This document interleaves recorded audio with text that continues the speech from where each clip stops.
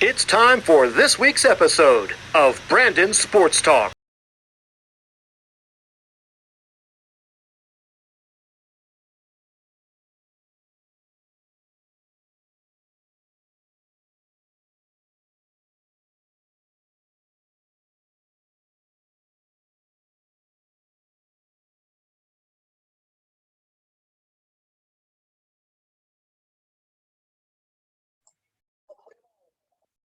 Welcome back to Brandon Sports Talk. In today's episode, I have the privilege to interview the Canadian Sprint kayaker Andreanne Langlois. How are you doing today?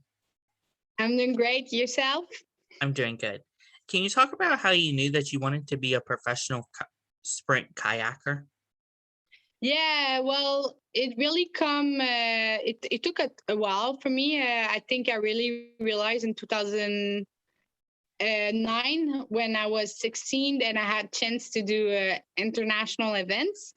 But I always wanted to be at the Olympic. I think since I'm really young, I don't know. It's a dream for a lot of young people when they do sport. And I knew a couple Olympian, and they were so inspiring around me. So I wanted to do the same thing, and yeah, it made it happen. So it's great.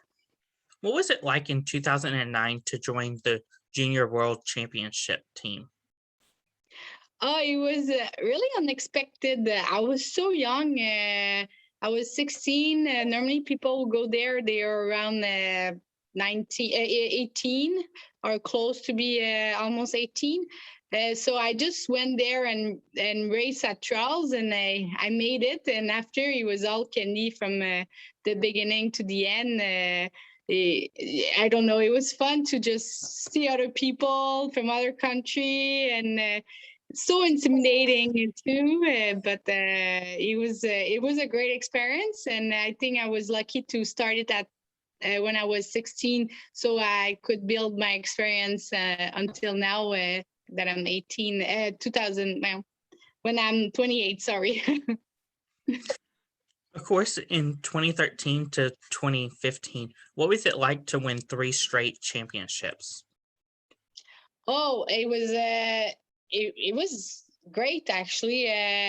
You always train to win for sure. I think you train really hard to come first at the finish line, and it's I have pretty strong field. I think a lot of people who was around my age were also on the senior national team. So being on the best in the Canada at this young age. I was really happy, and yeah, I don't know. It made me stronger every year, and try to aim for bigger goal every year, and yeah. So yeah, it was good. How was it competing for the World Cup with obviously at such a young age? Um, it was different for sure. I think you have to really be you have to be really on page and really know what to do and what not to do at a really young age. When you're in World Cup, there is no coach around you to take your hand and bring you where you should go, what you should do, what you should not do. So I think you look around and you really learn on the field, and you try to follow the path of the older people, and not be on their way too, because I had a couple Olympian who got a lot of medals. So yeah, I follow and I look closely to them, and I was trying to repeat the same stuff that they were doing, but it's always a great experience from the beginning to just learn from the best and try to be like them. Yeah. What was it like competing in 2016 for obviously the national team trials?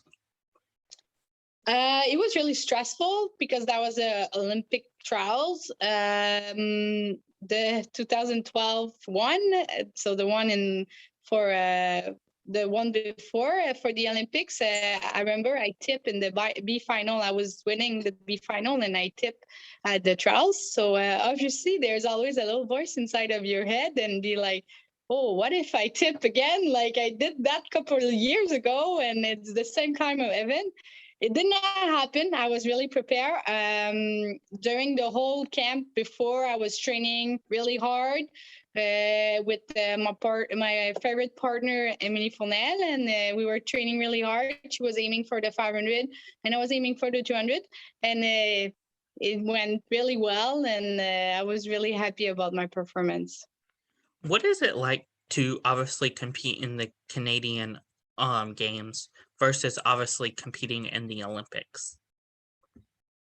I think just the level of competition, but other than that, like I said, you line up and you want to win, so you try to do your best, and I think that's the only difference is the level of competition and the different type of people and different type of approach. When it's on your when it's in your country or in your continent, I think you know more the competitor. More older you get to, you've been around them a lot more than at the international level, because you barely see them. You see them once or twice a year, if it's less than that sometimes. So yeah, I think it's just a level of competition. I think it's different. What was it like preparing for obviously your games and preparing for obviously competition day? For games, I think it's a long way, especially this year's. It was a really long way and a lot of adjustment you have to do in your plan. That could be on the water and outside the water. Yeah, because there's so much uncertainty and so much time that they were saying, oh, yeah, we're going to compete there. And we finally did not compete there. So I think for this year, it was just always be on your tiptoe and always be ready to race. And but it works for me. I think so. I would not disagree on that. But normally, yeah, it's a long time of preparation. It's almost a year that you aim for the game and not prepare for, let's say, trials in May, because we had trials and we were not peaking for that. So it was kind of a gamble, because if you don't go peak at your trials, maybe you're not gonna make the team too. So it's you really have to know yourself and know the level of competition. But yeah, it works for me, so I was happy. What was it like going to Rio in 2016 for your first Olympian? Oh, it was great. I was the baby of the team. So many mentors around me. So many people had the Olympic medal. It was beautiful experience, and I was so naive and like it was my first time competing against international people. I never actually compete against them, and so for me, normally I see them on TV, but I was lining up next to them. So for me, it was great. But yeah, I think I learned a lot in 2016, so I didn't repeat the same mistakes in 2021. Speaking about obviously going to Tokyo in 2021, what was that like? Obviously, just going there, and also what was it like with no fans after obviously your first Olympic? You had fans. Yeah, really different. Just the fact that every Olympics are different. Obviously, this one we all knew it would be different because of some restriction and everything. But the Japanese people were so welcoming. They loved to have us there. It was great. And I would say, just even if we didn't have fans, there were so many people competing and watching the competition, because we couldn't go anywhere other than our venue. So all the paddler that was not competing were watching the race. So it was still, we still had some people around and making noise. So it was less quiet than our trials. Trials was for us, we were in BC and there was no one. That was weird, because when you race and you can hear the person coughing 20 meters away of you, yeah, it's it was weird. But this time it was fine. We could hear people yelling, even if we were not loud, but we didn't know people were wearing masks. But yeah, there was fun and we liked it. It was not that quiet. What was it like, obviously, when in 2016 you had family to visit you and see you compete versus obviously in 2021 and 2020, you didn't have obviously your family there because they weren't able to be there? Yeah, I was going to say I think it was mostly hard for my family more than myself. For me, in competition in the Olympics, you barely can see your family, and in Tokyo, they would not have been able to see us. Only on the water, and we would not have been able to interact anyway. But I think it was hard for my mom mostly. She was so sad that she couldn't see me compete, and she loved sharing her emotion and everything. And I think that was really hard for her.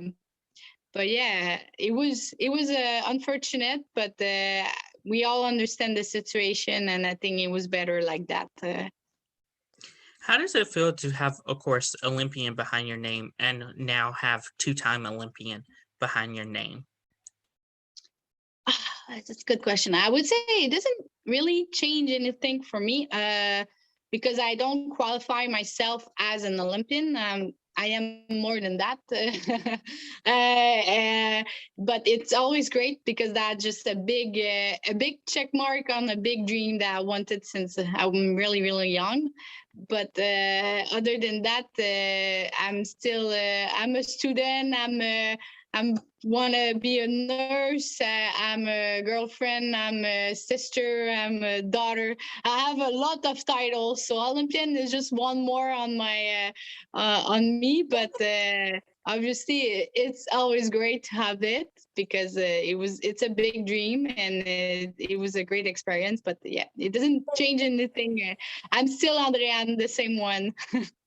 Of course, knowing that you are a nursing student, what is that like going to nursing school while competing for obviously Team Canada and obviously nationally? Oh, I could say it's always sunshine and rainbow, but that would be a lie. It's a lot of stress and a lot of energy putting everywhere. But I try to manage it at my best. Obviously, someday there is some tears of tiredness, but it's good. I want to have a balance, and this is my balance. I'm not only a paddler. I will not be able to paddle until I'm 90, so I have to find a B plan, and my B plan is nursing. So I try to keep the balance, but obviously it's hard and there's a lot of energy in paddling, but also in studying and practicing nursing also in the same time. So yeah, it's jungling, but we're making it work. I have a good team behind me. Of course, with studying to become a nurse and also being an Olympian, what is that like to obviously be both in two different fields? And also, what is some of the ways that obviously your Olympian career has helped you in your nursing career and vice versa? Oh, that's good. I would say that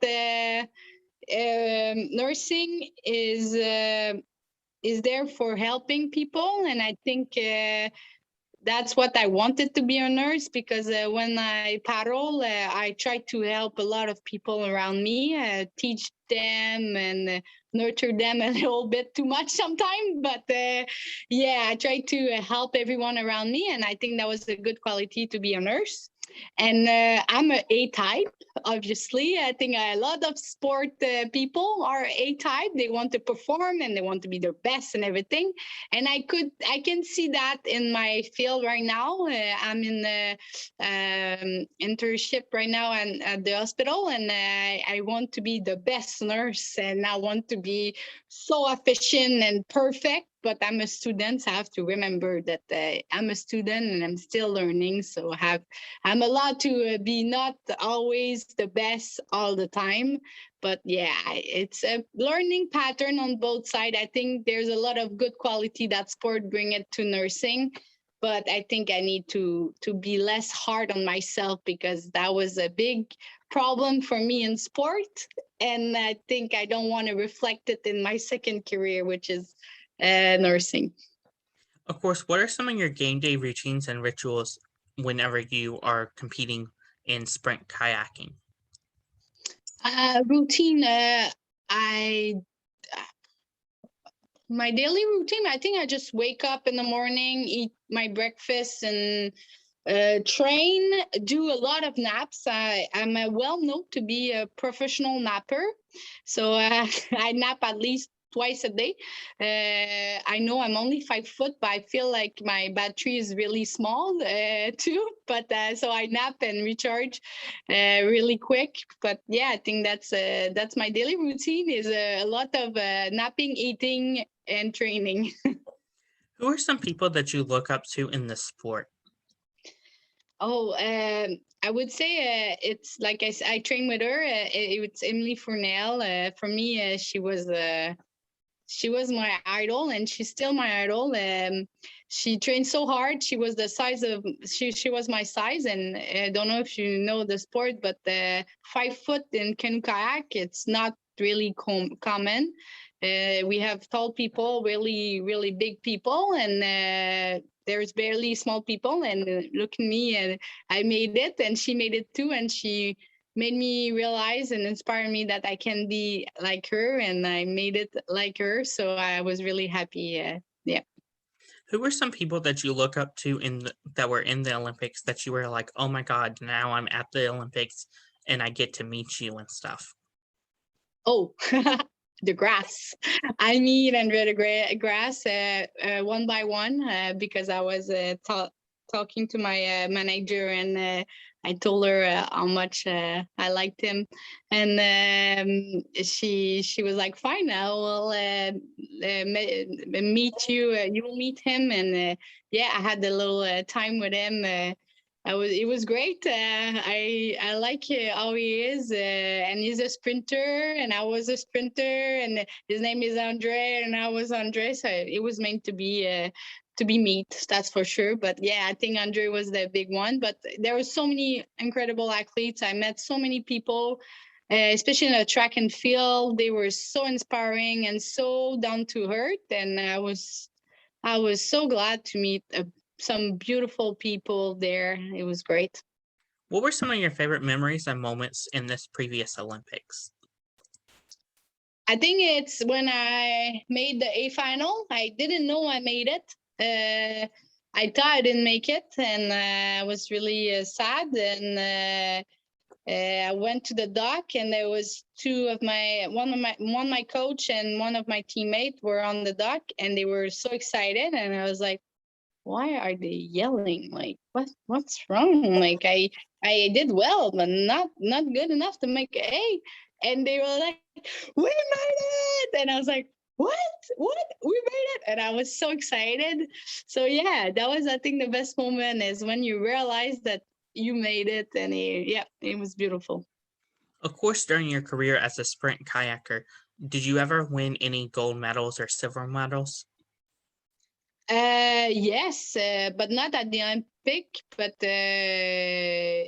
for myself, I win some gold medals and silver. But it was at the Pan Ams. I'm a Pan Ams champ couple times, but and national champ. But no Olympic yet. Working on it.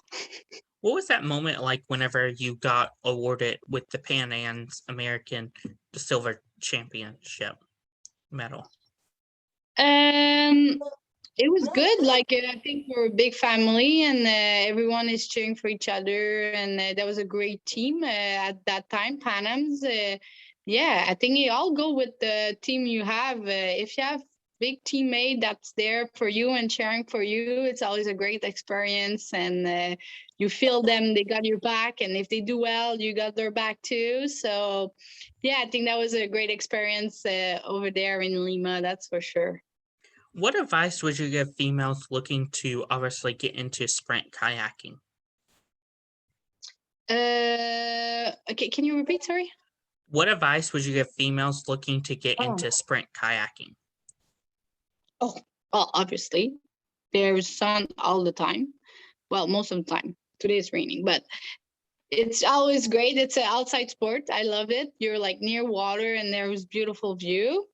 And also, you can paddle everywhere in Canada, which is great. That's like a big plus for us. Like, I think if you get bored of where you train, you can switch and go somewhere. But I don't know. It's a nice sport. We go to Florida in the winter. Well, maybe not now but that was a big plus when I was a teenager. I was like, oh, no school. Yeah, I'm going to Florida for 3 months, and that was fun. But yeah, I think it's worth the try. Obviously, it's not the most popular sport, not as hockey or tennis, but it's a nice sport, and I learned so much beautiful stuff. I learned how to speak English, which I was really bad before. Yeah, so much nice stuff came out of that sport. So I think it's worth to try it. What advice would you give somebody that is looking to compete in the Olympics for the first time, or even go back to the Olympics for the second or third time? I think it's just being aware of what's happening right now. It's a big thing, and don't put too much pressure of the result. Like, you made it. The hardest part is to make it there, and after, you just have to enjoy the experience. There's no reason for you to project you and be like, oh, I want to win, because obviously everyone want to win there. It's what you have to do to be the best you can do and make it, and you have to trust yourself. There's no reason for you to stress out. You have to do your best, and not being stressed sometime, and most of the time, works. So yeah, trust yourself. You make all the preparation, and you're good to go. What advice would you give the Olympians that are obviously competing for their country and also have a second job, like nursing student or others like that? Ooh. Have an agenda, have a good partner, and compartmentalize your stuff. So just try to do your best. Like I said, I every day I try to be my best. My 100%, what I have today, maybe my 100% today is 70% of the best of Andreanne the whole time. But today my 70% will be my 100%. So yeah, being aware of what you have right now as energy and as any type of motivation, and try to make it through the day, and tomorrow it's another day if it didn't work today. That's wonderful advice. Where can my listeners find you at on social media? You can go on my Instagram. I don't post much, but I'll get back to it. I was a little busy with school, but yeah, Instagram. So my whole name, Andreanne Langlois. Or you can just go, maybe there's my Facebook, but you have to ask me for a confirmation. And yeah, I'm a little picky sometimes, so don't get it wrong. Thank you again, Andrea Logan, for your interview, and best of luck in your future as a Candian Sprint kayaker and a nursing student. Thanks so much. It was so fun. Thank you. You can find Brandon Sports Talk on Facebook at Brandon Sports Talk, Instagram at Brandon Sports Talk, Twitter at Talk_Brandon, and you can find me on YouTube at Brandon Sports Talk. Don't forget to like, comment, and subscribe. Thank you again for your interview, and best of luck in your future. Bye-bye. You've been watching Brandon Sports Talk. Please feel free to like, share, and subscribe to Brandon Sports Talk on social media and on YouTube.